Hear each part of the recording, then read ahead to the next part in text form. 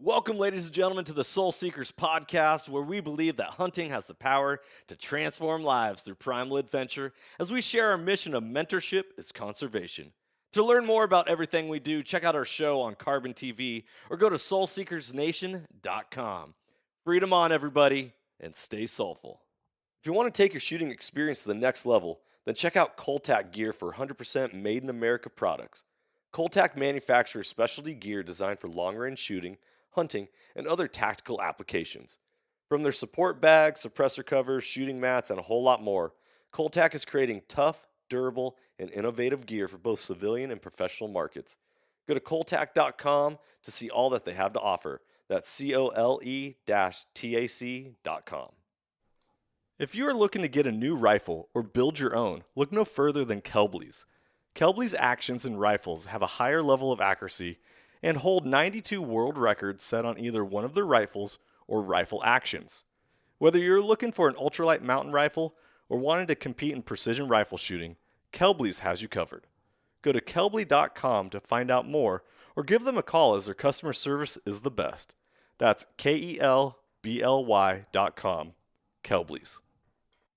If you're looking to take your hunting to another level, there's no better way to do it than by subscribing to onX Hunt. If you want to get better at hunting and go deeper into your scouting, onX is the #1 GPS app for that. Join the millions of hunters who trust onX Hunt to find more game, discover new access, and hunt smarter. If you want to know more about onX, go to onxmaps.com/hunt or download their app today for a free trial. If you are wanting to become more accurate and deadly with your shooting, one of the best things you can do is upgrade your trigger with a Timney. Timney triggers are 100% made in America and have been since their founding, providing a crisp, reliable, and repeatable trigger break every time. I'll be shooting Timney triggers in my guns this year, and I hope you'll join me in shooting the world's finest trigger. Go to timneytriggers.com to get yours today. Ladies and gentlemen, welcome back to another episode of the Soul Seekers podcast. I'm your host, Johnny Mack, and today's episode is one that is dedicated to all of you marksmen out there. If you have been interested in becoming a better shooter, a better hunter, more lethal, more deadly afield, honing your craft, this episode is for you. Today, our guest is Robert Brantley. He is out of the marketing department at Manners Composite Stocks. He just got back from shooting a PRS match at the national finals. He's an awesome dude, a hunter, a shooter, and all-around great guy. So without further ado, Robert, my man, how are you, brother? Glad to be here. Thanks, man. Dude, doing great. It's good to have you. I got to say, man, podcasting, is one of the coolest things nowadays because society between text messaging and emails and the buzz and like how often do you get uninterrupted time to just have a conversation and talk with people? I know it. Dude, it's the best. I love just, how social media has gone to that. And just the conversations, how they go back and forth. And I learn a lot, and it's a relaxing atmosphere. So I love for a long drive going to matches. They're perfect. I love that. Well, brother, what's your history with firearms, hunting, and shooting? Obviously, you work at Manners, but we'll get into that in a little bit, but what's your history when it comes to shooting? Grew up around guns, out in the country. So grandpas, uncles, dads, everybody had guns, but they were all shotguns. You open the safe, it would probably, if there were 10 guns in there, 8 of them were shotguns, and the other 2 were probably like 22s, like pump action 22s or single shot, like some weird old stuff. So rifles was kind of always intriguing to me because we lived out in the Delta, so it was wide open. You could see a long ways, but we had guns that couldn't shoot a long ways. So I read stories about like Carlos Hathcock and just some long range shooting, like when I was a kid. So I was really intrigued. I was involved with guns and exposed to them, but just didn't appeal to me the way I wanted to. So got my first real job, and getting out of high school, bought my first real long range rifle. And instantly knew that's kind of where I wanted to be. So I was kind of an outlier in my family, just didn't have any support there. I had one uncle that was kind of into marksmanship type stuff, but it was just a rebellious act, let's call it, to get into that. So I got the bug, started really getting into it in 2007. And the fire still goes. So still love it. It's evolved a lot. I've learned a ton over the years. You don't know what you don't know. So it just, I love just seeing the evolution of the gear, and the techniques have changed over the years, and just how everyone's adapting to it and just crushing it with gear, and the capabilities we have these days is just unreal. It blows my mind what I saw that guys at the top were once doing and now what they're able to do. So it's been a cool journey. So just pretty much predominantly passionate about precision rifles, and know next to nothing about most firearms outside of that world, to be honest with you. So I work at a firearm training facility as well, and like that's just my focus. So right now we got guys in here doing CQV and kill house stuff. Is like, and that's cool. Like I'll listen a little bit, but it's all white noise to me. Back to the long range, and it's good because you can compete with it, you can hunt with it, there's so many applications to it, little niches and techniques that you can steal from one to apply to another. So it's a very comprehensive type sport and discipline. So it just draws me in. It's very detail oriented too. So it's like, if you have OCD and stuff, it's probably a great spot for you. That's good to know. I like that. But I would agree 100% that it's extremely transferable, right? Yeah. Like I found myself, my goal for 2025 was to become a better marksman. I put it out on social media, talked about it on podcasts, all this, and I signed up in the month of May for my very first PRS match. Now, That's awesome. that whole journey, like I was super nervous, and I played college sports. I'm used to being in front of crowds and handling pressure, but going into something that you have like no prior experience, other than I know how to make my gun go boom and I can Yeah. dial some dope, but like there's so much to it. I was blown away, and my first stage, I actually got a 0 out of 10 because my buddy, who he got into PRS, and he was like, "Dude, shoot a match with me." I was like, "Okay." He goes, "You need to get a mil scope," and I was like, "What?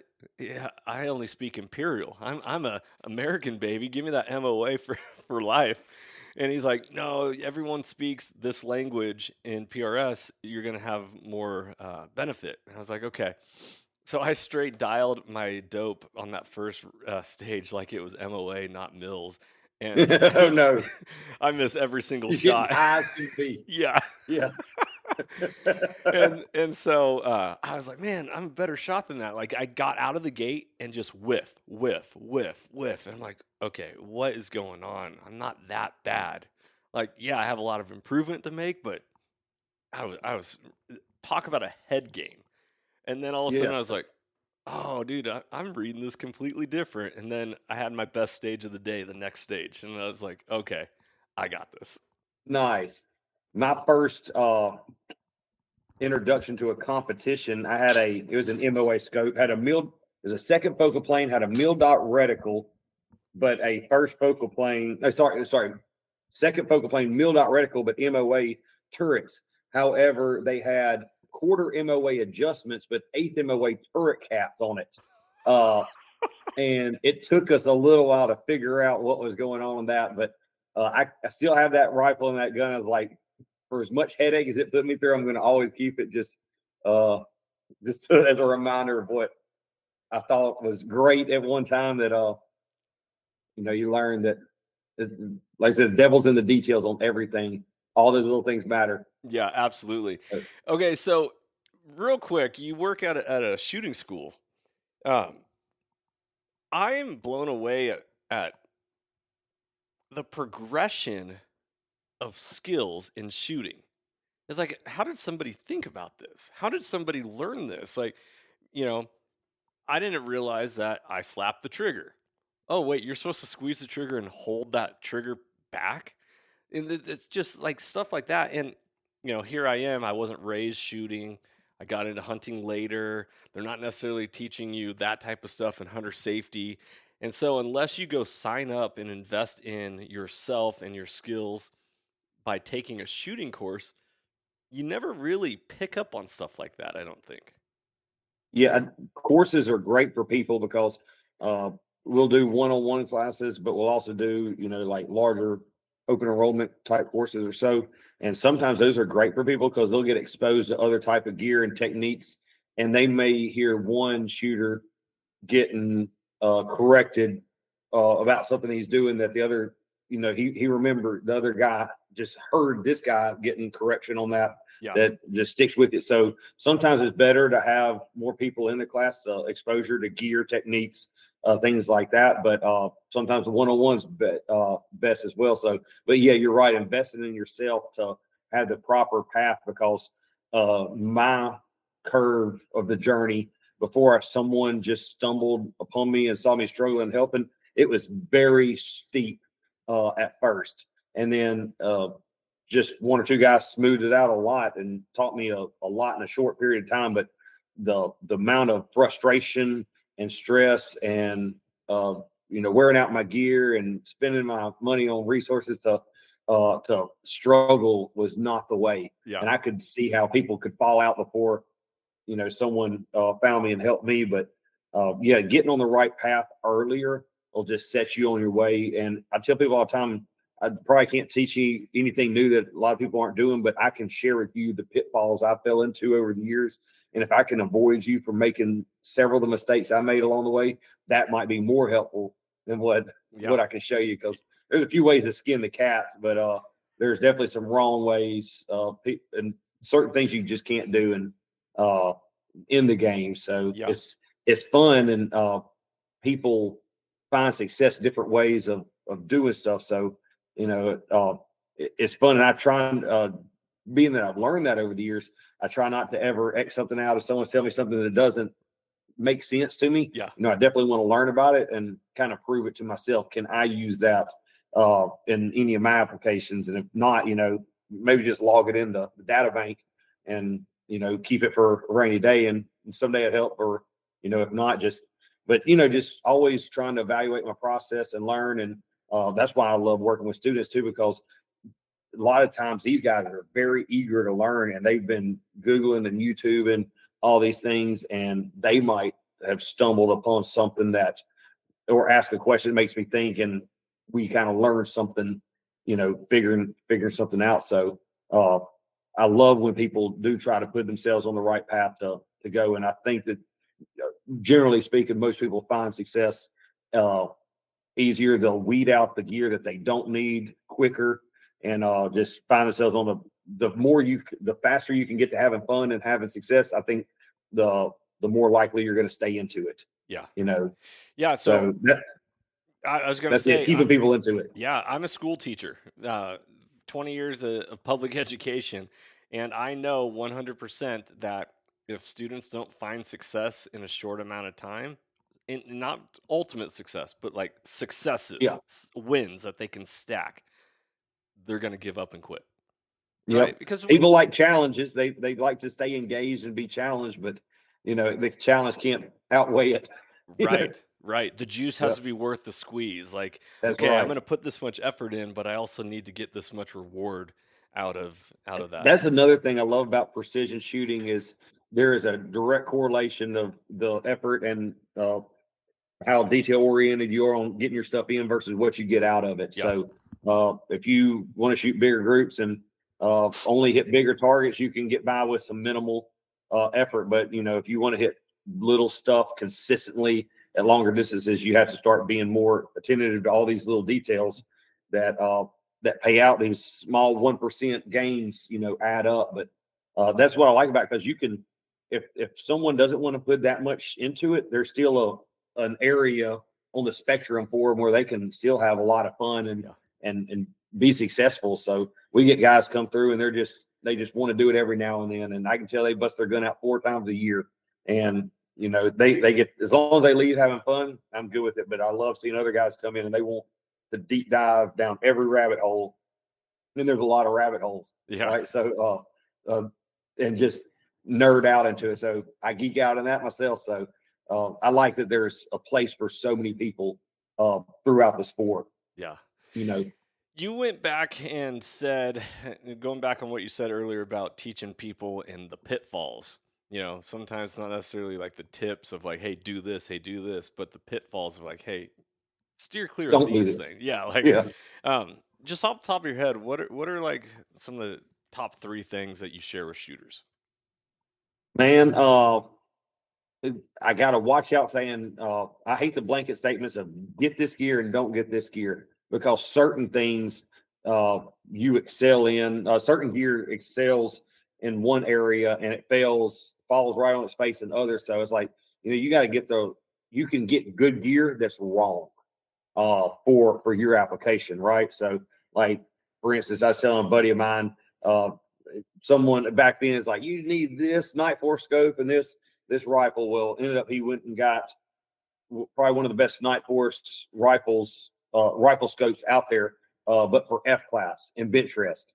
And so, like, he just listened to a few friends, but he wasn't really focused on the details. So now he's got a overly high magnification scope with limited travel and useless reticle and all that. Great scope. I mean, phenomenal for what it was meant for, but the wrong application. So I tell people you're stuck with your gear until you replace it so it's very critical to get the right gear the first time. And you'll make a few mistakes, but if you can get the right, like, find an avenue that you want to go down. So, like, don't say like, I just want to shoot bench rest, I want to hunt, I want to shoot PRS, I want to do and expect one rifle to do everything. And you make a lot of bad choices. So narrow down your search on what discipline or area of the sport you want to go after, and refine your gear to that, and start out with realistic goals. When I first started, I was exposed to too much. Not when I first started, when I first found a guy that invited me out, that helped me. He's like, go to this match. And he did hunting. I knew him from the hunting world, but he was also a killer bench rest shooter. So he brought me out to a bench rest thing. He's like, oh, you need to get this and all that. So I've got one guy tell me that. Then I'm learning the field shooting from someone else. And and I'm trying to build one gun. And that's what stuck me as I had to have a big cartridge because it's going to be my hunting gun. And I had to have this scope because I'm going to shoot this matches with it and all that. And I was spreading myself so thin that I was failing way more than I was finding success. So I started learning, like, nail it down, Yep. nail down your goals, be realistic. Okay.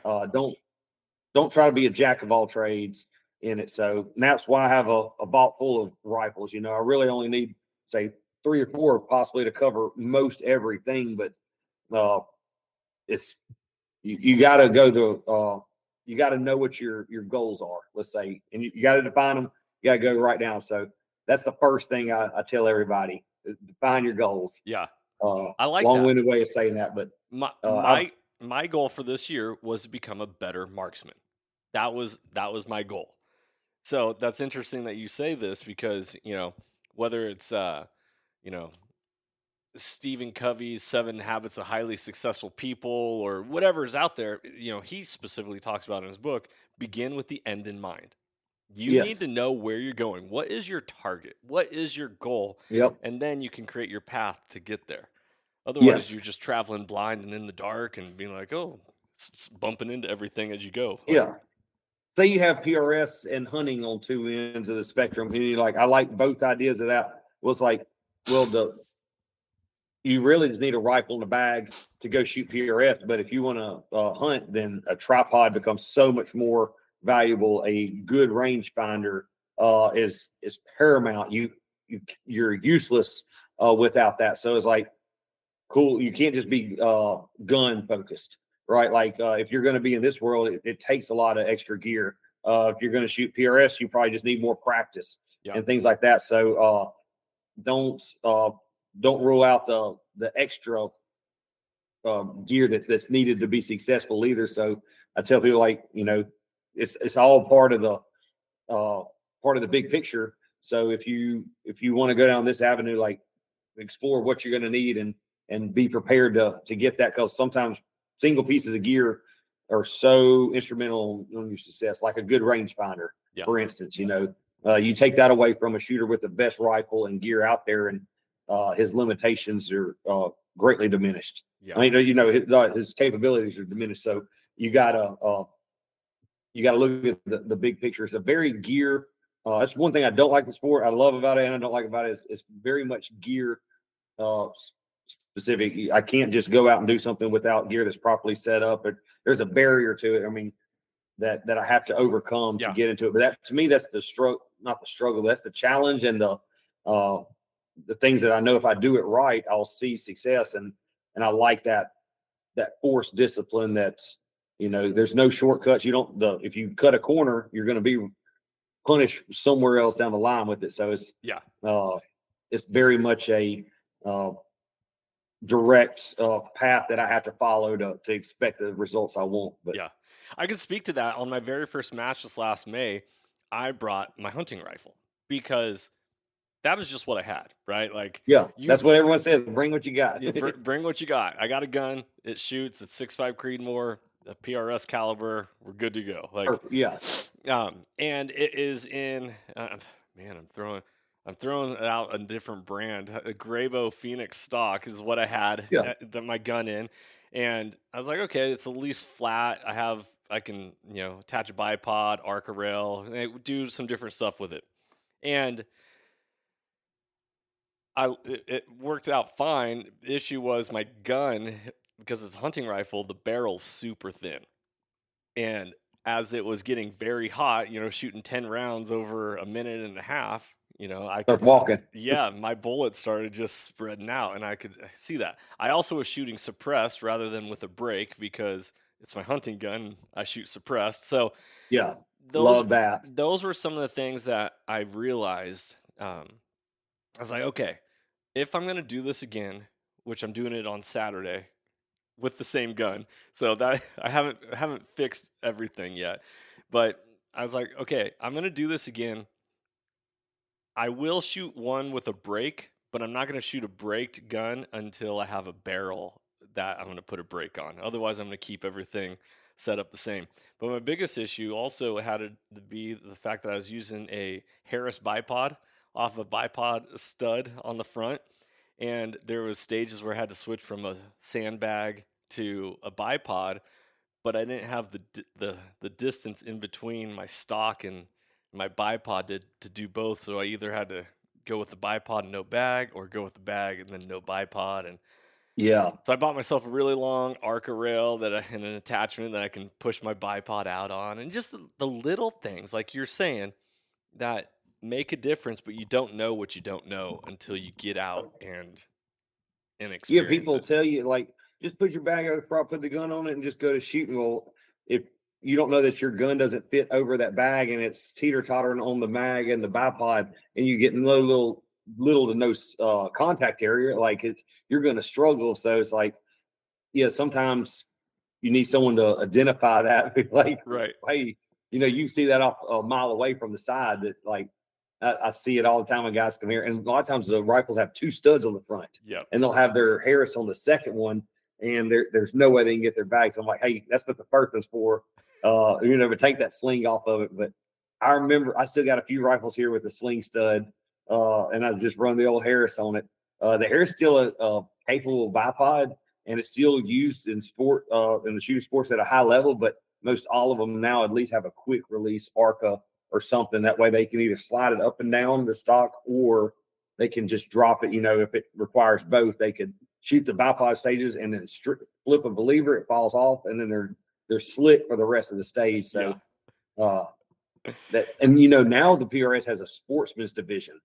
I don't know if you're tracking on this, but it's 13 pounds or under. Has to be a 6.5 Creedmoor. So that might be the perfect spot for you to compete. And that's kind of what it's for. It's the sportsman's division. It's for hunters and stuff. So what I really like about that idea is I thought about doing that next year and having one rifle to shoot everything. NRL hunter, PRS. It's my hunting rifle. It's everything. It's Yeah. kind of beware the man with one gun. He probably knows how to use it. So it's like, Right. how intimate can you be with that one rifle? And you should be able to learn it in and out, up and down. But you probably want to have a few barrels cut for it, because it sounds like if you shoot as much as I do and you limit it to one gun, you're going to wear it out quick. So I was gonna say you're gonna be smoking barrels very but fast.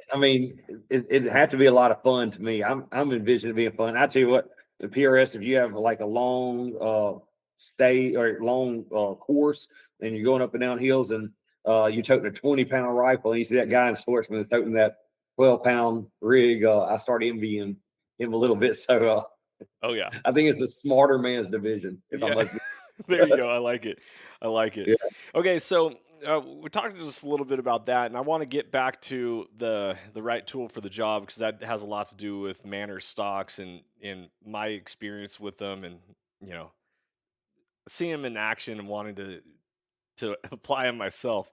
But let's get back to the hunting real quick. What is your origin on hunting? You said, you open up the gun safe, everything was mostly shotguns. You could see a long ways, but you didn't have anything you could shoot. High school, you got into, shooting and wanted to pursue that. Where did hunting fall in on this journey? Grew up hunting my entire life, but like what's crazy is I never until I was well out of school and like had moved off and got another job did I know that like realize that people went on hunts. Like no one I really knew went on hunts. They when deer season came, you just went. It was we lived way out in the country and everyone just hunted around there. And when it was squirrel season, they squirrel hunted. When it was dove season, they dove hunted. You just hunt what's in season. So to us, it was squirrel, rabbit. My grandpa was into like coon hunting, with dogs and 22s at night. That stuff's fun. I mean, I was into to all of it, but anything that was rifle based, like I enjoyed when the leaves fell off the tree for squirrel season. Like I'd squirrel hunt with shotguns with friends, but when I could do it with a rifle, to me it was just way more fun. Deer hunting was big, but obviously I went to the bean fields and the pipeline right of ways and power line right of, anything with distance because I was like I want to leverage my rifle. And so hunting for me has always been, I've never been a trophy hunter. I don't mind a big buck at all. I was happy with the two I got last year, but like my favorite thing about hunting is to go out with and I'm not knocking people that do this by the way at all, but like going out, no food plot, no feeders, no cameras, no stands, anything. Just deciding where to go out and see what I get. Like that's what kind of speaks to me when I get to go out west every now and then and hunt. I love that. And first time I went out western hunting, the place I went, they were going to stick us in like a tree stand, like we would for whitetail or something. And even for whitetail, I do not get in tree stands. I'd rather be out on the ground with a tripod. That's I like using my gear. So now if it was 20 below and blowing wind, I'd probably not against a tree stand or, a box blind or something like Right. that. I do like my creature comforts, but generally speaking, the hunt means more to me than the animal. And so, I mean, than the size of the animal, I should say, like, Yeah. it's not the trophy is getting it and doing all that. So if it's a nice buck, it's a nice buck, but tomorrow we're going to go after a few does too, several guys around here. So like I enjoy just going out and doing it. So but then we also do a lot of pig hunting, coyote hunting, predator hunting, bobcat, coyote, stuff like that. So and I'm this next year I'll be doing a little iguana hunting. I got an invite on that. So like never even thought Sweet. about hunting iguana. I was like, a buddy's tell me he does a lot of it. And I was like, that sounds like fun. Yeah. Let's do that. So but I rarely go off on a hunt. Not opposed to it. Would love to do it, but time and funds and stuff like that are just limited. So hunting for me is just wherever I'm at and what I'm doing. And Yeah. but got to go work for a hunting show for a little while, and that was also fun.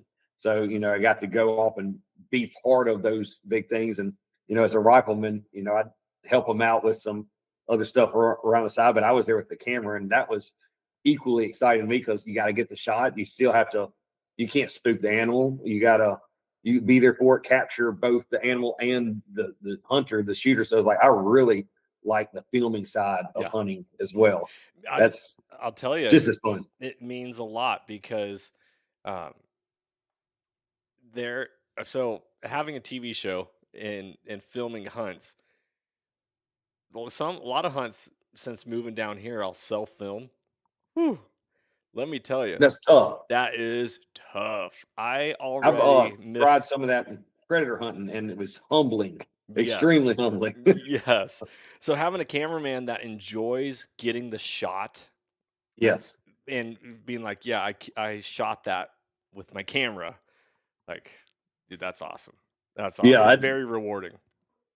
it is. I mean, and there it has its photography has its own level of detail in it too, and I'm much more of a novice at that. So I've screwed up a few things, but it's I like toting the gear out, like, and everyone's got to tote all the guns and stuff. I got my camera, a few batteries and stuff. I was like, this is this is slick.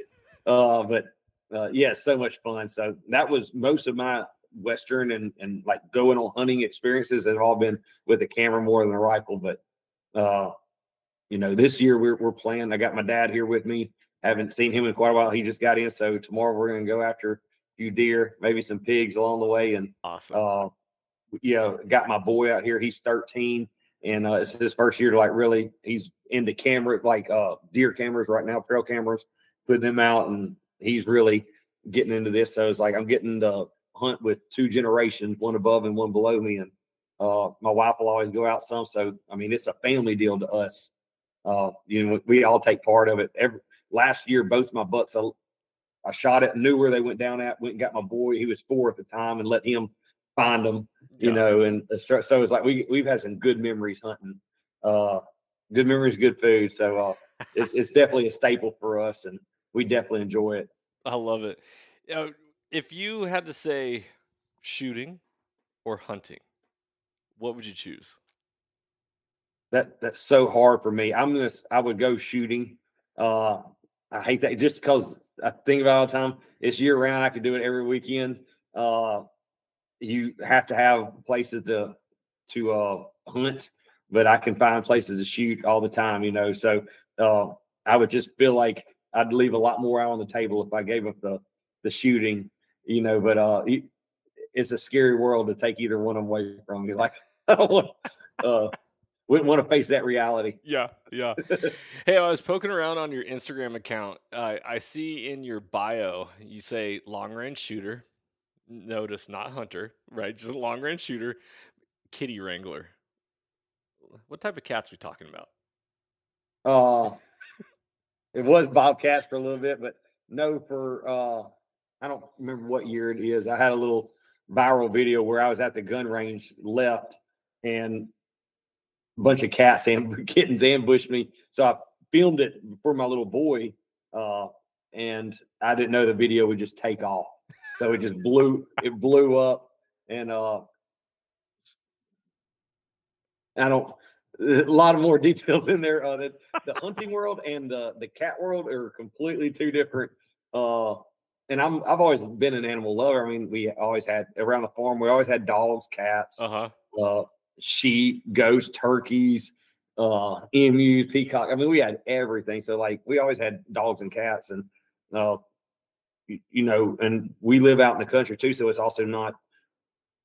It's not surprising to see people dump animals. And so I didn't know at the time, but I found some dumped cats like that some people had thrown outside the road, and they just ambushed me, come up to me. So for some reason, it was all caught on camera, and I shared it, and it just blew up. So some people recognize me for that, but can't leave some animals to starve on the side of the road or die. Man, so that's good for you. I love that. Yeah, so it caused some controversy, and some of the people, when they found out you're a hunter, like, how do you love these animals and how do you kill these animals? It's like, well, I don't look at killing animals as like evil. I mean, I know it sounds terrible, but it's like, I was telling someone the other day, like, it rings different in my head when someone, if you were to say, like, hey, you want to go out kill a deer this weekend? Like, I envision deer hunting. I don't envision killing the deer. It's like, it's the hunt. It's the everything. We all want quick, ethical shots, and I cannot stand to see an animal down. But if you were to say, you want to go kill a dog this weekend? Like, it just rings different. It's like some animals I view as, we hunt and we eat them, and we respect them for sure. But, you can love animals and be a hunter. I fully believe, because conservation comes from hunters and stuff, but one side doesn't really see it that way. So I struggle with that because they just can't comprehend that. Yeah, I can love animals and still be a hunter, because like, I don't go just shoot animals just to shoot them, and like could never stand to shoot something. Like, I hear about states where they let the depredation tags for the deer, and the hunters want to gut shoot the farmers want to gut shoot the deer so that it runs off and dies and someone else feels like, some of those, like, I just can't get behind a lot of things. I understand their mindset behind it. Stuff is like, you can still have a very much an ethical and moral side to you, hunting, and that's why I choose the right gun. That's why I want to be on my game on marksmanship. That's why I want to choose the right bullet. I want that ethical, quick kill, that, gets it over and done with, right off the bat. So I'd much rather eat a deer that lived a free life out in the woods, that just one day it just came to an end and no one knew, than and I'm not against the cattle industry either, than just eat beef that lived in a cage its whole life and Yeah. probably had a pretty horrible life. It's like, I'd much rather live on one side of the fence than the other. And maybe it's a weird way of looking at it, but I totally get it. I totally get it. What's funny is I actually just released an episode 2 weeks ago on on Texas hunting, and we were talking specifically about like these depredation tags. And the guest on the podcast was talking about why we neck shoot and head shoot deer down here, because you don't want to chase deer into the brush and you don't want to chase them all over the place. So you rather just drop them right where you can. So it's really interesting you saying that story. It's like, man, okay, it doesn't really sound like hunters. Sounds like people that are just, more eradicating. Yeah. And in Louisiana, I get benefits to go to this big island where they have all these DMAP tags, and they let us shoot does to have, and they want them gone, but we want the meat. So it's like, it's a good trade-off for both of us. I see it as the animals don't go to waste, and I get to go bring friends out. We have hunts on it. It's a nice hunting camp is what it is, but they chase big bucks, and they're not really, they just want some of the does gone. So they let us go in there and do it. And it's fun for us, but at the same time, we get meat and it's over with. But we have a little rule around doing that. It's like, if they're on the tree line or close to a swamp where if you shoot them, they run there and it's hard to find. It's like, we go for switches and not timers, like you can put it behind the shoulder, and if that deer's way out in the field and, it's trying to lose blood, that's the kind of the timer. You're just waiting for that time to run out on his blood. But, and he may run out in the field and you see him, he may run deep in the woods and you got to track him, but you can go for those switches, the neurological ones, and it's quick and done and over. But, that I tell people all the time, that comes with its downsides too, because you see jaw bones blown off and stuff like that. So, in the head, when people go for that, like that can be the most moving part of the animal, Right. So it's like, right.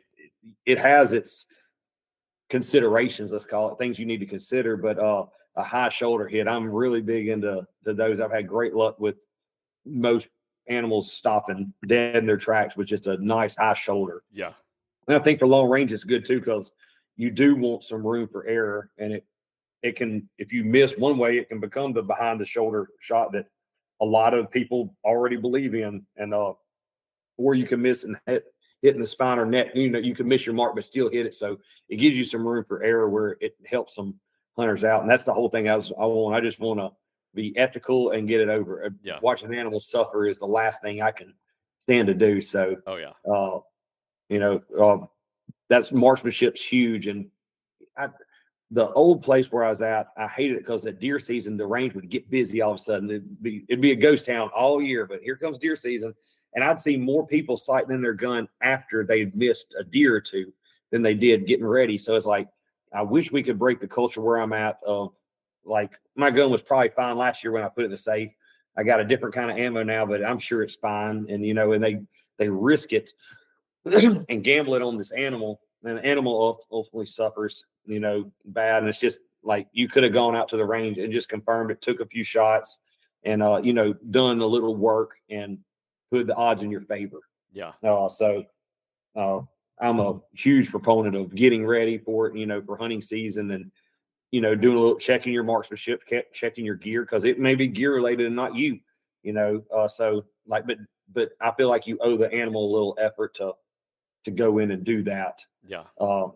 Set it up in their favor. And then that also will teach your limitations and know how far something is too far to shoot. Mm-hmm. It's like, you need to know a little bit about yourself and your gear before you just start risking animals' lives, I believe. Well, okay, that brings up an interesting point, and I'm going to tie it back into the PRS aspect. Is when my buddy was like, "Hey, get a mill scope." I'm like, "Okay, so you know, like how big's that target?" He goes, "Oh, that target's 1 mil." I'm like, "Okay, but what is 1 mil to to me in relation to like how big is an animal?" When someone's like, "Oh, it's 1 MOA," and if I'm like, "Okay, well, at 500 yards, that's 5 inches." Like, okay, Yeah, I get that. The mills thing that really blew me away because I'm like, okay, how big is this target I'm actually shooting at? I, yeah, and that was a big challenge in transferable skill to be able to have, in education, specifically in teaching, you always want to have prior knowledge. And prior yeah. knowledge helps connect the dots a whole lot more. Speaking a new language, I was like, dude, I have no prior knowledge on like what a mill is, like the size of my fingernail. Like I'm holding it up out there, like like what is it? So here, this might help you out whenever I go to because I'm mostly shooting meal. Most of the people I shoot with are in meal. There's enough in that shoot MOA that I still try to stay as relevant in that as I can. But the way I break it down is like if I want to do a target, like reverse engineer, and this could happen. This could help you in deer hunting. You could look at a deer and reverse engineer how big he is, right? By you got the range, you range him, he's at 500 yards, uh, and his spread is 6/10. Well, 3/10 of a mil is roughly 1 MOA. So I break it down into 3/10 sections, and then those are 1 MOA. So if he's 0.6, that's 2 MOA, so that's 10 inches. Like if I could saw his antler was 6/10 tall, that would be 10 inches. So it's like I can kind of roughly. So I still convert into MOA to judge my target size. And Ah, if I was gonna range something, I would still move into the MOA side of things to do that quick math into the mill. So 0.3 mils is roughly 1 MOA. okay. And but one really cool thing for hunting for me is why I like meals for field shooting. Hunting I consider field shooting, right? Is they have some quick mathematical formulas that let you swag to a pretty high level of accuracy. One of them's kind of like some people refer to it as speed drop. So, for instance, a 6.5 Creedmoor, if you ever look at your data, 300 yards is almost always around 1 mil, 400, 2, 500, 3 mil, 600, 4 mil. So it's like 600, subtract 2 from 6, that's 4. You're going to be somewhere around 4. Now, you can run your numbers and see kind of what it is. But I've gotten several quick shots off on pigs and stuff at distance, and one shot and done, just range it and and be able to calculate my drop really quick. Mm, So that's one good thing in the meals side. The other thing is the gun number. I don't know if you're familiar with this term, but this like you can have a 4 mile an hour gun, a 5 mile an hour gun.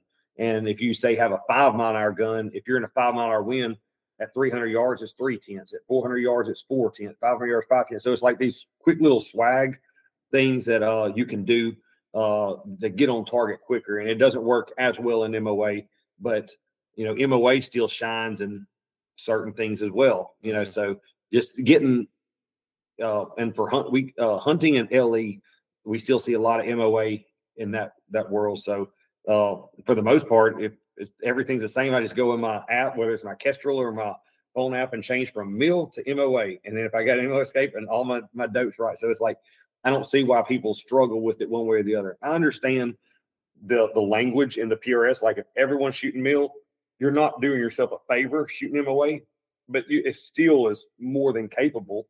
You can still do everything. It's a little bit could be a little bit more confusing, but just there's ways around it, and people have done it and been successful. A lot of targets have been hitting MOA over the years, so it's like uh, it's not going to not do it. You just Right. have to kind of know what you're doing. But it doesn't intimidate me at all going back to MOA. It's just I like the meal a little better because I can calculate stuff in my head quicker. Mhm. But it's not. I'd rarely do, and even all the military guys we have here, they'll do a little bit of practice of the meal relation stuff, but most time we're ranging everything with range finders or something like that. We're rarely milling targets and trying to reverse engineer how far that is. Interesting. So yeah, people talk about like the ranging side of it. That's something I use the least of it. I do use a reticle every now and then. Like, how big is that deer, right? Like, so it's like we just talked about, it's 500 yards. Okay, that means he's got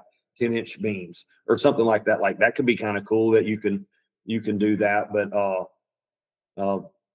second focal plane for hunting, I still like second focal plane. That's a lot of people in the field shooting world does not like their first focal plane. Just to That's the it, death. or yeah.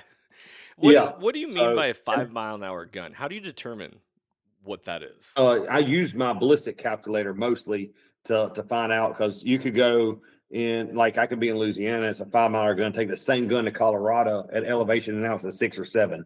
So, but I just type in everything and go in my app and just look at, like, go to 600 yards and see what kind of wind it takes to get 6/10 of drift, something like that. And then go to 500 and 700, just make sure it tracks, and you'll find a solid number that you get that wind hold, out.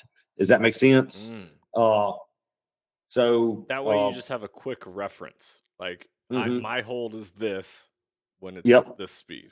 Yeah. So if I have a 6-mile-an-hour gun and it's and I'm at 500 yards, and it's 6 miles an hour, then I said at 500 yards, that's 5/10.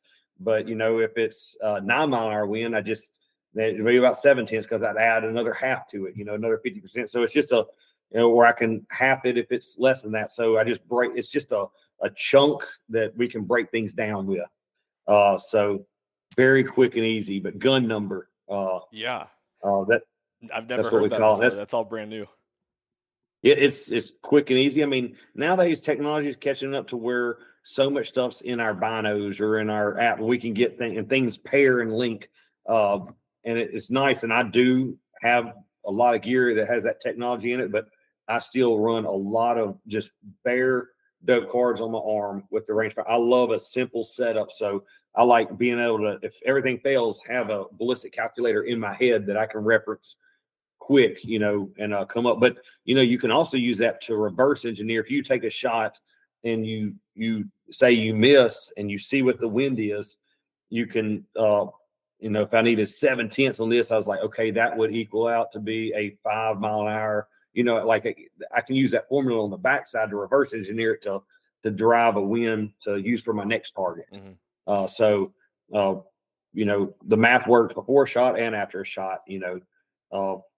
Everyone's a little different, but how long did it take you to hone this and actually know it?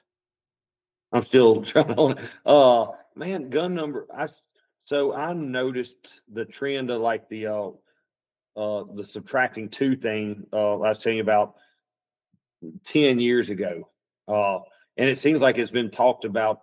The last several years, it's been really talked about. But I mean, long range shooting has blown up in the last several years too. So I'm sure it existed out there, but there wasn't a demand for a lot of content back then or things like that. It was much more of a niche deal. So but I do like that things work out like that, because that makes it easy for a lot of shooters, to get in there and because gear can be expensive, like a Kestrel. I love them, and I believe it's a very necessary piece of gear for what I'm trying to do. But if it's $800, that's a huge barrier for guys. It's like, do I get that, or do I get a good bipod, or do I get this much ammo or stuff? So I was like, there's a place for it. So it's like, if you can give someone a little shortcut that lets them use their gear and get into it and not have to do that, that's big to me. So it's like, but the phone apps now are great. You can have great results with just, I use the Hornady 4 on my cell phone. I have other ones too, but there's free stuff, but it's how do I want to say it? Like, I'm still trying to hone it, but it's my fidget spinner. I'm always looking at this, and just like, you'll start seeing trends. If you get bored and play with your ballistic computer, you start seeing trends in your wind or your data, your drop, things like that. So I wouldn't say I've ever honed it. I'm still working on it, but I'm learning stuff. It's just, but it's very much, like I said, always in long range shooting. The one thing I try to always talk about in class is be looking for trends. There's all these trends in your data, whether it's your muzzle velocity or your drop or wind. Like, there's learn what the system's telling you. Mm-hmm. It's giving you clues, pick up on that, and use that to your benefit. Man.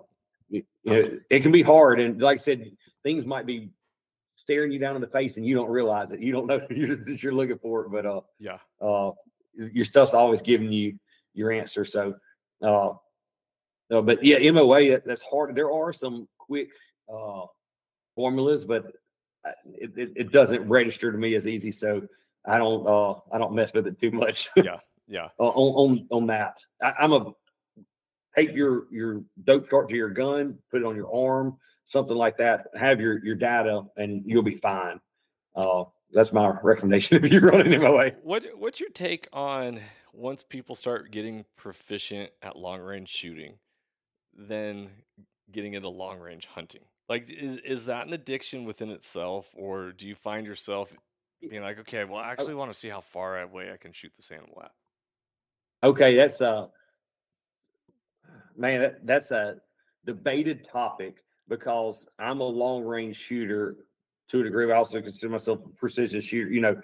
I would like to shoot a deer at crazy long. I've killed a deer right at 1,000 yards, and I hit it about as perfect as I could.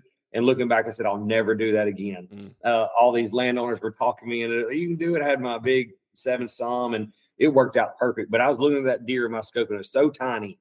And I was like, man, I could easily just miss this thing or wound it or something like that. So I was like, I love long range shooting, but I started dialing back my limits because, like I said, I shoot enough targets at long range to know that I can do everything what I consider perfect, and at this range still have a miss that's not acceptable on this deer. So I was like, I do have my limitations, and I tell people it's not a solid number. It's not like it's 500 yards. It might be 500 yards with this gun and 300 with this gun.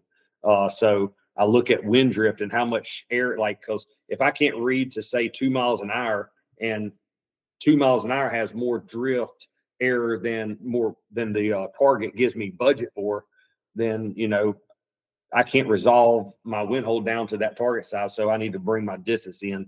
But if everything works out, and there's no wind and stuff, I can push that a little bit further. So to me, it's a change in deal on what your capabilities are.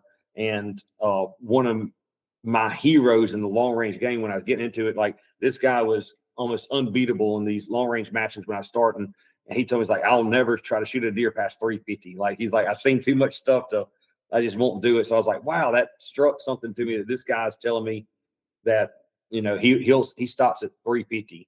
Now I think he could kill one further than that or so, but is that a whitetail hunter or was that a Western hunter?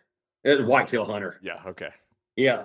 Whitetail are going to be smaller, but we can't see as far. Like, man, I tell people all the time, like when I'm on the range, we have a 2,500 yard range, and the 1,000-yard target doesn't look that far out there because you see 25, you see everything, but I can put you out in the field on a 400-yard shot, and it looks like forever. Yes. And so where you're at and what you're doing, how you're having to take that shot, there's so many variables that distance is no longer the standard.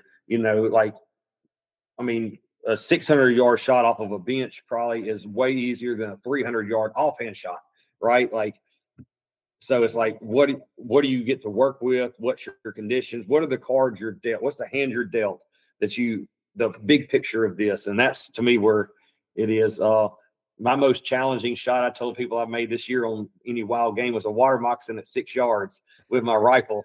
And I got in the first shot, and I was like, height over bore and all this, and offhand was like, but a 300-yard whitetail shot could be a chip shot. So it can be too far for certain people if they haven't got into, they haven't got all the details. But if you are proficient in long range, it's easy to have a 100% guaranteed hit out to like 400 yards, let's say. I would be blown away if I missed a deer with a good steady position with my rifles and I did everything I'm supposed to, at 350, 400 yards. That's, we're talking about a quarter mile right there. And I could almost guarantee you a hit within just a little bit of my aiming point.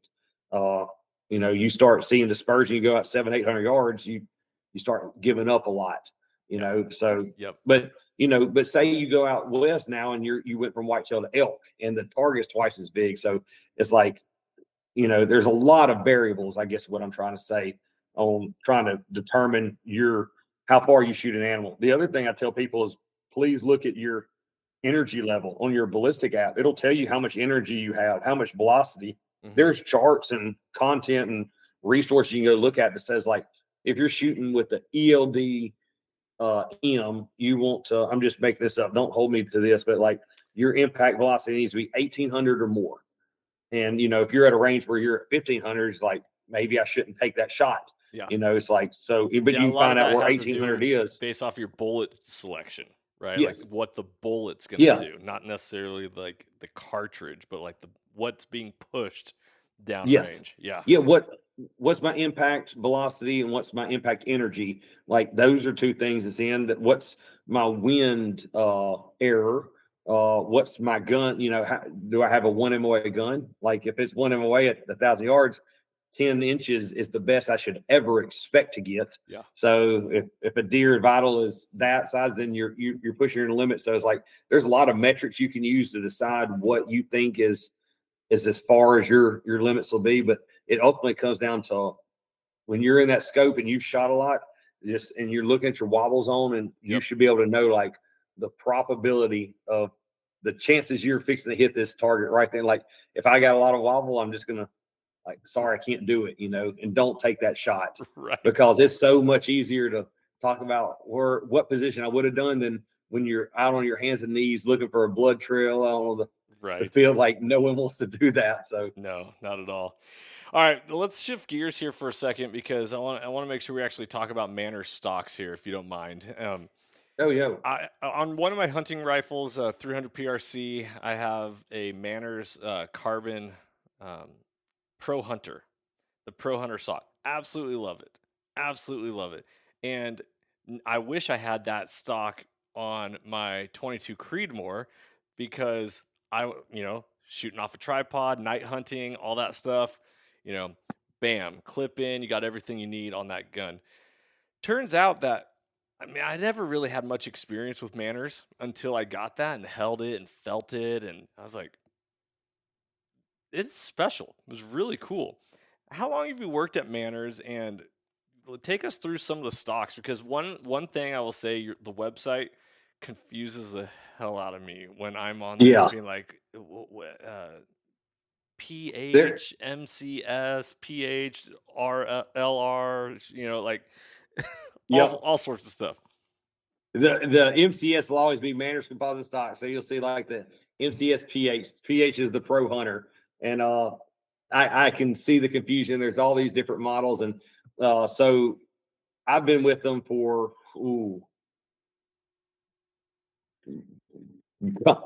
probably not quite 10 years, but close.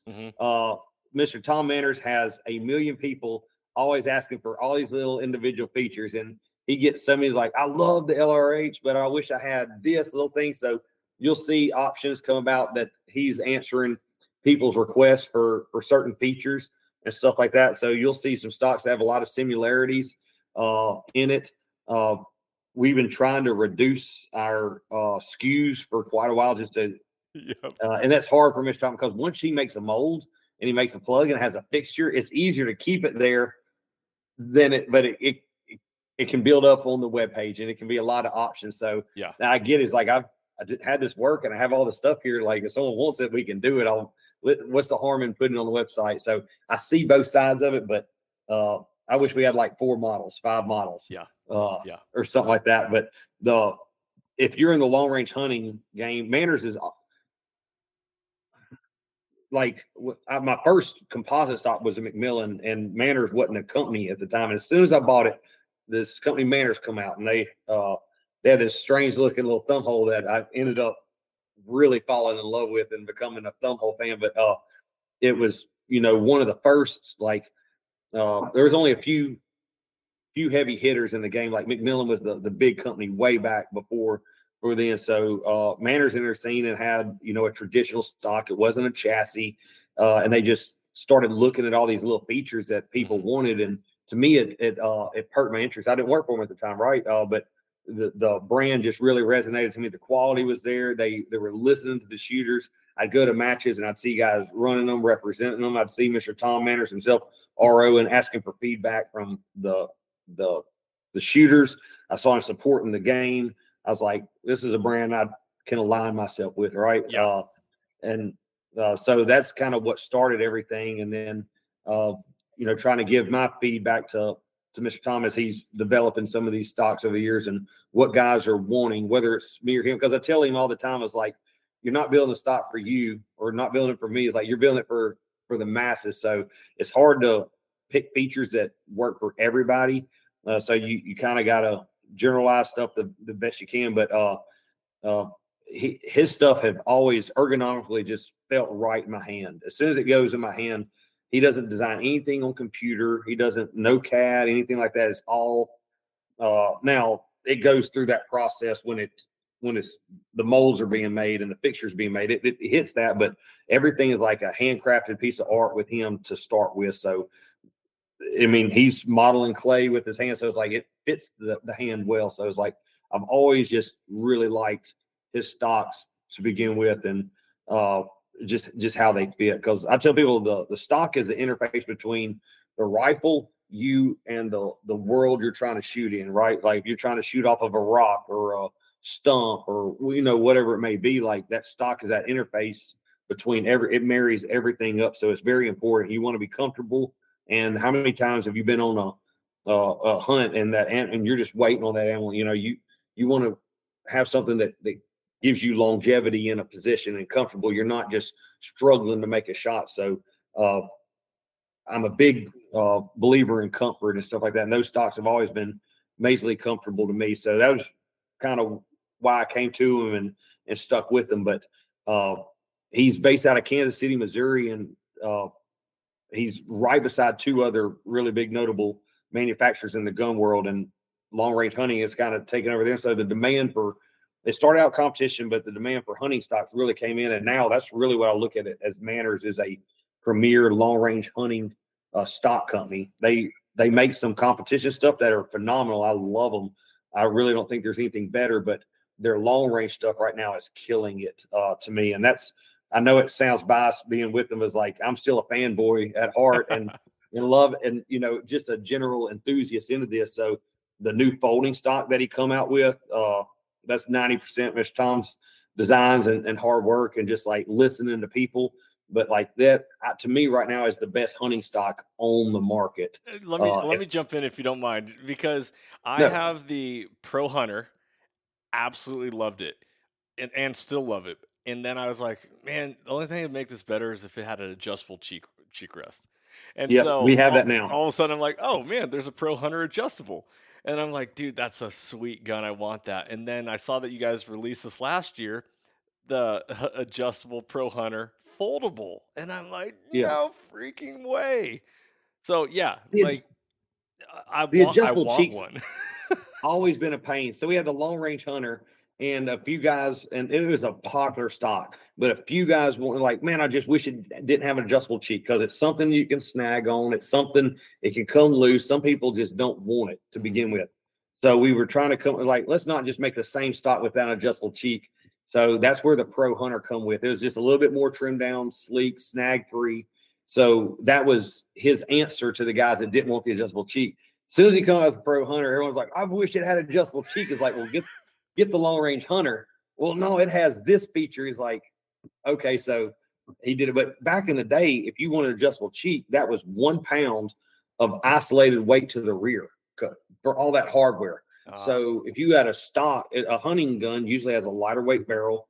And then at the same time, these carbon barrels are becoming all the rage. So all this lightweight stuff. And if you put a traditional adjustable cheek in the back, they got rear heavy. They just did not feel good. So he started trying to find a way to give you the adjustability, but not the weight. And the long range hunter was our first answer to that. And to me, it's a solid answer, but it left a little bit to be desired on the spacer system on adjustment.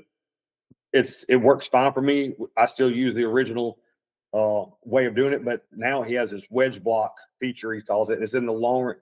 You can get it in any of them, but it's in the Night Stalker. I think the Pro Hunter adjustable is this single wedge block, and it just uses an Allen key and quarter turn, and it's rock solid. So now I think now he's got a solid home run with an adjustable cheek, but it doesn't have weight. You put it in your hand, it's an ounce or two. It's, I mean, weighs like what 5 playing cards would weigh in your hands. Like you hold it in your hands, like you feel nothing. And so he's done a lot of innovation to give the shooters the target stock features that we get used to shoot well, but in a very lightweight, controllable package. And I tell people all the time, what I love about his long range hunter stock is that is the flattest and tracking stock that I've shot with. It weighs next to nothing, but when I get in a position, when I shoot, that recoil impulse is straight back, and I see so much, and I'm back on target as it resets. So it's a phenomenal stock for marksmanship to me. So I'm a big fan for that. That stock for that reason. People would never consider. Like you're saying, it recoils straight back. It has a lot to do with the build of the stock. That's interesting. Yeah, the barreled action sits lower in the stock, and the recoil pad is in line with it pretty much. So I mean, he still had to make it to where you could clean it, right? You can get a cleaner rod in it, but he maxed out all the geometry to that, and like it's very flat. So whenever I shoot it, I see NRL. If I'm shooting NRL hunter, which is a hunting based competition, and I'm shooting I don't know 80 to 90 shots over the match, and I see 80 to 90, however many I shoot. Like to me, that's a good thing because you always see the rifles rear up on people. The light guns, they hop to the left, hop to the right, they bounce up. You don't see much with it. A lot of rifles, a lot of times harder to shoot. I shoot a long range hunter. I don't have to put that much more effort into it, but I see the same results I do in my target stock. So it's like it's target stock features and ride and experience to me, but it's a hunting weight to tote around. So I as a long range shooter, I want to see everything. Seeing is everything to us. So I want to know where I hit that deer. If I aimed high shoulder, did I hit it in the high shoulder? Like, did it go back? Like, do I need to let that deer go down? I mean, there's so much knowledge to be had by watching where that bullet went. Like, did the deer run? Like, if I get back in it, see it, hit it, and see the deer run and go down, I know where to go look for it, right? So it's like I don't ever want to come out of that scope and it be a surprise and have nothing. Yeah.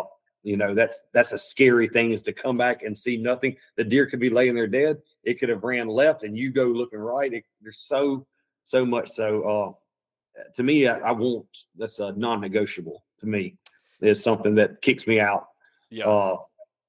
Whether you learn to shoot it different, you get a break or a can or something to mitigate that. Like, there's different ways to do it, but ultimately, whatever it takes to get to that end goal is very important to me. So that stock just checks that box for me. So we're good. But yeah, the Pro Hunter folder, that's a popular one for me right now. I'm a big fan of that because you put it in a pack and it's short, light, compact, handy, but it locks up strong. The old folder is folded to the left. So if you put it in an Everly stock pack or something, it was 3 times the width now because you had the bolt handle sticking out, the original width of the gun, and then the stock over to the side. And it got really wide. So now this folds over, captures the bolt handle. So you got a sleek kit. Oh, that's cool. I'm on your guys' website right now, and it looks awesome. Is that Arca rail that is on the Pro Pack folder? That doesn't look like it's metal. That looks like that's molded in. It's molded in, but that's strong still. I mean, you guys want to sell it like, I can't remember if it's 1,200 or 1,800 pounds of pressure. He put a come along on an Arca clamp and put a scale in the middle of it. And it was either like 1,200 pounds or something before it started cracking, and we just started pulling on it. So it was way stronger than we ever anticipated. And then one of the guys that works with us, Brian, I think he was like putting some leverage on it and trying to break one off. Like we were kind of curious how that would hold up. So Mr. Tom molded them up, and it worked out very well. So far, I've got a few hundred clamp ins and clamp outs on tripods and the Really Right Stuff bipod mount. That's what I'm running on mine. So I'm clamping a lot of force on it, and I'm doing it over and over. It's in my Jeep right now, that same stock, and I've had zero issues with wear or or anything on that arc rail.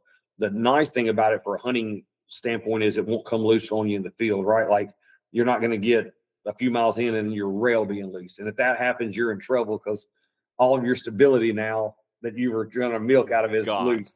Yeah. So that's got to be a bad feeling. So, and that's something I've really never had a problem with. I police my gear and I make sure things are tight and Loctited if need be. So it's never been an issue doing it, but it's kind of like in the scopes when they started getting integral rails on the top and integral lugs. It's like the pro to it is it can't come loose. So that's just a nice feature of that. So, and it carries good in the hands too, because if you're hunting and it's cold, I'd much rather be grabbing carbon fiber than aluminum. Right. So right. that's the side to it. I was talking to It's nice. somebody who was looking at getting his very first bow, and he shot mine, and he's like, "This is a nice bow." I was like, "Yeah, it's carbon. It's a carbon bow. It's going to be, a lot more expensive than aluminum." And he's like, well, why would I want carbon over aluminum? I was like, well, for one, it's cut and weight, but if you're not ever planning on hunting the mountains and having to carry a bow all day, chasing elk around, 10, 12 miles a day, it doesn't really matter. I go, but the other thing is I hate having to hold on to a cold aluminum. Carbon's nice and normal for me when I grab it with my bare hand. And he's like, sounds really not important, I guess, until it is, or, whatever your preference is. So interesting. I'm Louisiana, Georgia, so we don't have the cold stuff. But as soon as I go up north, I'm quickly reminded. It's like, right. This is why I live down south. So if somebody is listening to this podcast and they are a hunter, they want to get into PRS, but they don't want to have to invest tons of money. And, yes, the right tool for the job is always the best. Where are you going to point them? What stock? Ooh, man, you can't go wrong. I would ask them, like, do you want to do some of that stuff? I'm really liking this sportsman's division, like I said. So if they're into the hunting side of it, then it's the long range hunter to me. Okay. I feel like if I want to build a gun, I can do everything with and do pretty good at everything. We already talked about earlier. You can't be king of the hill of everything, with one product in any discipline. But that to me is the closest thing that I can do. So it's hard to not throw someone that way. And on the guns, man, I've been so debating on what that may be with the new pre-fit game and how you can get a nice action and kind of put the Lego things together yourself can be nice for you because it allows you to incrementally piece them together. Back in the day, if you wanted to go down the custom road, it was a big lump sum, and luckily it took a while, so maybe you could save up for your funds, but now you can kind of piece things together. Yeah. And you can you can upgrade and sell stuff. But so this market, this pre-fit also lets you sell things better. Back in the day with Manners, they were one of the biggest things I'll say looking back over Manners is when them and McMillan were kind of just pretty equal products as far as the features you got. Everyone was glass bedding stocks. You put the pillars in, you glass epoxied your barrel action in the stock. They were married. So people didn't upgrade stocks because I'm not going to get much for this stock I already bought and bedded because it's bedded to my gun. It's just, right. It's not useful. So Manners come up with a mini chassis, and it's just, you get a stock, you have a 700, you bolt them together, torque it down, you go to the range, shoot, work very well.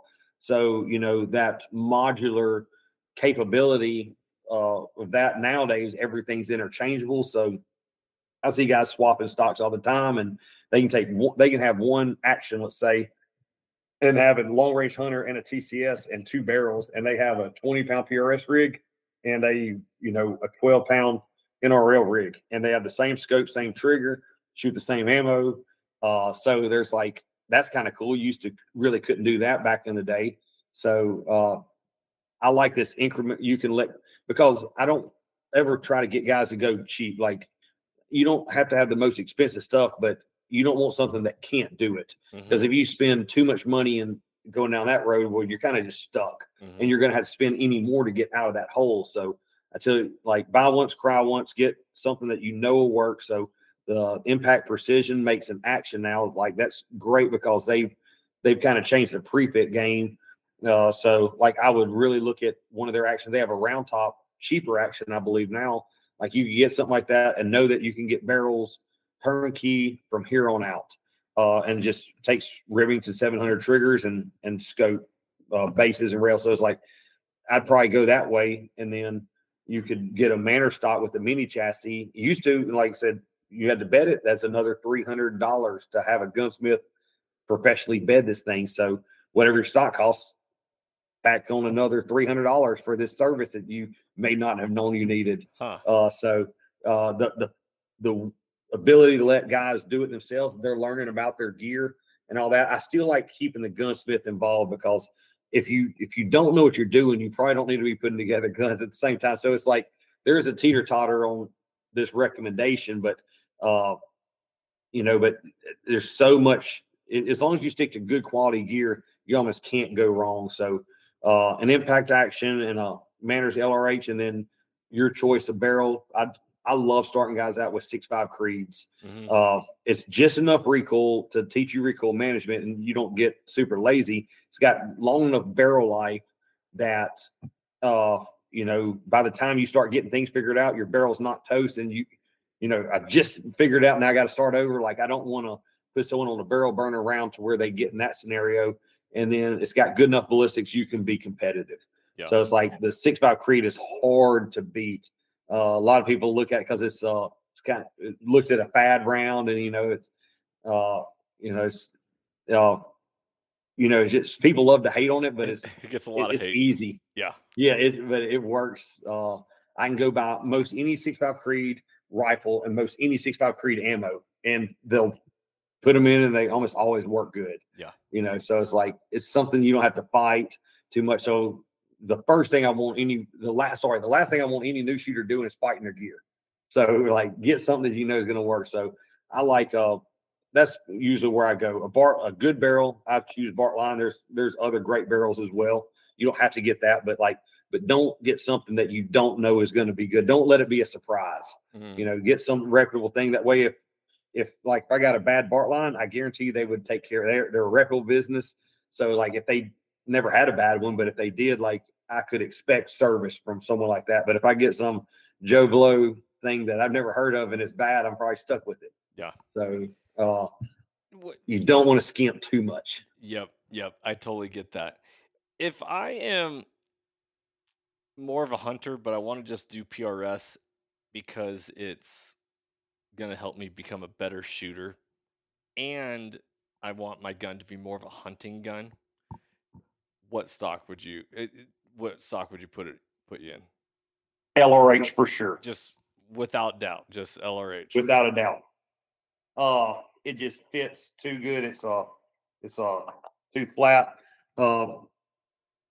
Shooting, I don't struggle with anything on it. It just fits good. I can do everything. I can take it hunting, and it excels in that. It's a perfect stock for that sportsman class. So it's hard to beat.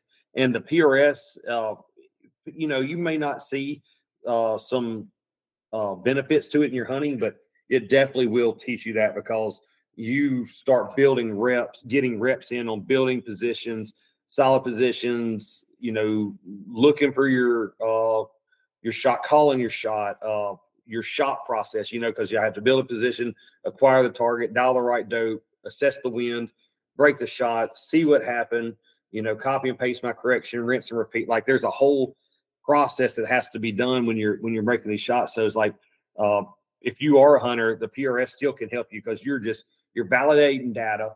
You're running yourself through a process many times over, getting a lot of reps in. So before you know it, you have a lot of experience in a short amount of time. You can shoot a few matches and gain a few years worth of experience over hunting. How many shots do you take over the year hunting? Yep. Yeah. Go to a PRS match where you take 200 shots in a weekend. You do that a few times a year. You learned a lot about your gun, because if you shoot a deer or something and the next time it's somewhere else, and you wonder why you went high on this one, low on this one, you get to shoot enough stuff in matches to see trends appear.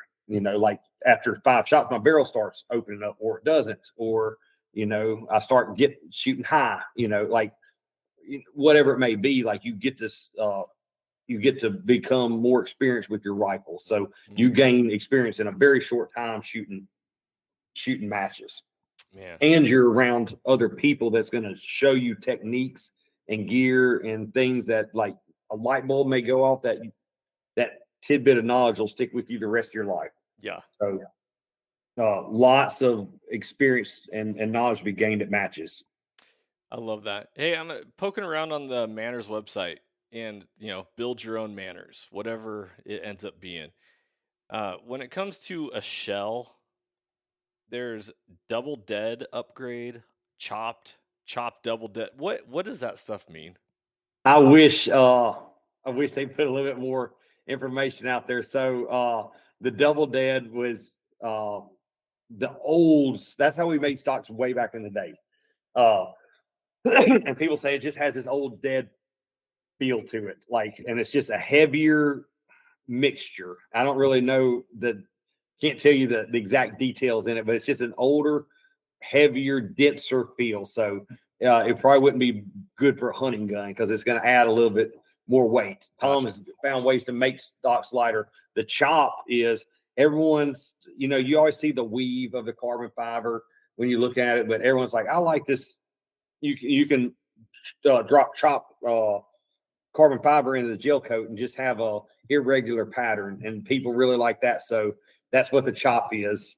And if you're working with composites all day at the shop, it sounds second nature, but I tell people, like, people don't work with composites all day for time. So like sometimes we need to give them a little bit of information on those things, but they're happy to explain it to you, but I can see how people do not understand it just looking at it.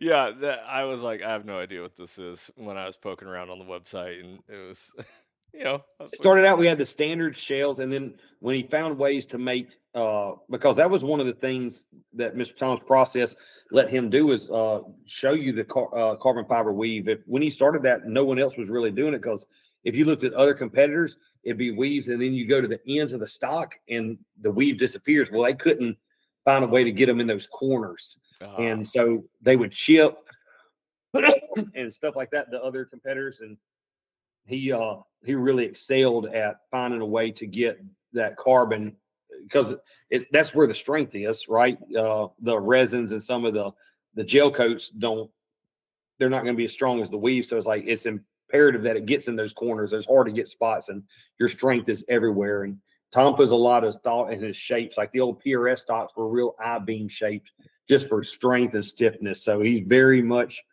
big into letting that carbon do its job and being strong and stiff. Mm-hmm. Look at his EO stocks when you get a chance. He's got some that's about as tall as I am. They're monstrous, and you hold it in your hand. It's huge, and it's not that heavy, but it's so stiff. You can't flex them at all. So the composite's a pretty cool material to work with. Yeah. On the mini chassis that you were mentioning, does that go to any stock that you guys make, or do you have to buy a mini chassis stock? It can go in almost any stock. There's just a select few that it doesn't. The Ultra Classic's one of them. That's a insanely light stock, but it's really thin, and the chassis would kind of be a little too big for it. So, but most any stock. So you can get our DBM chassis that have an integral trigger guard and mag well, so you don't put bottom metal in it. It is one piece. You bolt your barreled action in, tighten 2 screws, go to the range, shoot. Well, nowadays there's flush fit mags, and there's this mag and that bottom metal, and people want features. So this Tom made the M5 mini chassis that lets you run any M5. So you can get an M5 hinged foreplate, and if you want the traditional BDL hinged foreplate, you can have that. If you want to run, say, the Hawkins or Gray Ops flush fit mags, you can put a bottom metal that accepts that. So in the hunting world, everyone's very specific on what they want to shoot. And, some guys are shooting PRCs, short mags. Some guys are shooting standard cartridges. So it gave him the ability to let the shooter have their final say in their configuration. It still gives the same drop in and go capability to make it easy on the shooter, but they have the ultimate say in how their build's made. Gotcha. In PRS, everyone wants to shoot AICS magazines, and everyone wants a magwell in front of their bag. So it's like you can give them that, and everyone's happy. But you get into hunting, people, I want to run this mag because it has this overall length or this feature, whatever. So it's you didn't want to lock a guy in a corner to and make him run something. So that's where the M5 chassis comes in. If you want to bolt in and go, just get a chassis. If you want to have it glass bedded, don't get a chassis. I tell guys the chassis can't hurt because if some people wonder like, well, which one will shoot better? I mostly run chassis. All my chassis shoot good, but keep in mind, if for some reason you thought you were giving up some accuracy or some precision, you can always skim bed a chassis. So a chassis can ultimately be a bedded gun, where a bedded gun will only be that. So I like the chassis. And I tell people also it's a safe bet because if you get this stock and it just doesn't fit you, you can sell it. Like it's not married to your gun. You can sell it and recoup most of your money. And Manners, it was always good for them since they had a longer lead time. If you had a Manners and you didn't like it, it was easy to sell because no one wanted to wait 6 months. So people could get their money back, out of a stock that they bought. They want another color, they could sell it and recoup their funds. So there you go. Okay, so just to clarify, let's say I'm on the website. I want a Pro Pack folder adjustable. Do I have to buy a mini chassis for my Kelbley's barreled action to go in that? So the Pro Pack folder is chassis only because the hinge system is part of the chassis. So if you don't get a folder, you don't have to get a chassis. But if you get the folder, it's going to be an only option for that because and it comes with the chassis in it already, correct? Yep, that's the thing I was disconnect. Okay. The chassis is the front side of the hinge. So back in the day, he had a front stock and a back part, and he had to install a hinge, and you had to be so critical. If it was off at all, the stock wouldn't line up straight. And he's like, how do I make this where it's crazy straight? And he's like, well, the chassis is right here. I can machine this and do it all through CAD and it'll be perfect. And the customer gets a much better product at the end. He doesn't have to do all this hand fitting, which makes their stock take longer and probably costs more money. It's a quicker and you get a better product right off the bat. And the hinge is so much better. I still like the old hinges and I still run a lot of them, never had any issues, but I'm really enjoying the new one. They lock up solid. They're straight. I've looked at 100 of them and looked down at like you kind of do a pool stick and they're just, they come out so much better. So yeah, you have to get the chassis on the folder. Anything else is an option. You can get it or not get it. Okay. Gotcha. Good to know. I really appreciate it. Is there anything that we did not cover you feel like needs to be mentioned? Not really. I like talking anything guns and stuff, but no, it's been a pleasure. Dude, it's been fun. Robert, you're a stud. You know your stuff, and I am looking forward to shooting with you and hunting with you at some point. I'm going to have you down here to Texas, and maybe it's... Tell Jake to squat us up together. Yeah. Squat up together, and then at night go shoot some hogs and do some thermal stuff. Oh, yeah, y'all got last time I was driving through there, I was in Weatherford, and I saw a bunch of pigs on the side of the interstate just doing it. I was like, I don't see this where I'm at, and no one's stopping and shooting them. I was like, I better not try that though. It probably won't work out for the best. Oh man, I love it out that part of Texas, and y'all start getting some wind out that way too. So we sure do. Yeah, it's fun. A lot of good hunting, a lot of good shooting out that way. So I'm going to try to make it out there this January for sure. That'd be awesome. I love it. All right. Well, guys, thanks for listening to this episode. Thanks for following along and everything we got going on. Robert Brantley of Manners. He is an awesome person, wealth of knowledge. Reach out to him on Instagram at @RobertBrantley_. He's on there. And if you ever have any questions, call up Manners. Talk to him. They're a great company to connect with. And Robert, you've been a phenomenal guest on the show, spreading a lot of love and a lot of knowledge when it comes to shooting. We spread the gospel of hunting here. You're spreading the gospel of marksmanship, and I just really appreciate that. It takes all of it. So we got to come together and spread the word. I love it. I love it. All right, guys. Well, if you like this episode, give it a thumbs up, leave a rating, a comment, review, all that stuff. Share it with a friend in your community. Be blessed. Remember, hunting has the power to transform lives through primal adventure, and that you can never outgive good, as mentorship is conservation. For Johnny Mack and Robert Brantley at Manners Composite Stocks, be blessed, freedom on, and as always, stay soulful. If you enjoyed today's podcast and want to support the show, you can always like, share, subscribe, and leave a rating, as it helps us share our mission of mentorship is conservation. Thank you so much for tuning in and being a part of Soul Seekers Nation as we transform lives through primal adventure.